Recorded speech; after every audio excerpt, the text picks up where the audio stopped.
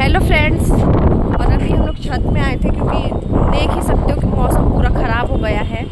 ज़्यादा बारिश स्टार्ट होने वाला है और ज़्यादा बारिश आता है। अम्मा टॉवेल सुखाई थी वो लेने आई है बेचारी, वरना पानी में भीग जाएगा ना, फिर इनका मेहनत ख़राब हो जाएगा। तो उनके साथ साथ हम लोग भी आए थे।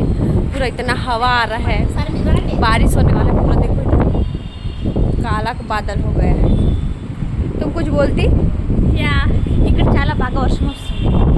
ज़्यादा बारिश होने वाला है, वो यही बोल रही है। हाँ। बेचारी अम्मा का टॉवेल पूरा मेहनत ख़राब हो जाता ना, टॉवेल भीग जाता, तो इसलिए हम लोग भी उनका हेल्प करने के लिए आए थे। बारिश आता है। Bye bye. अब हम लोग जा रहे हैं, नहीं तो हम लोग भीग जाएंगे। Bye bye.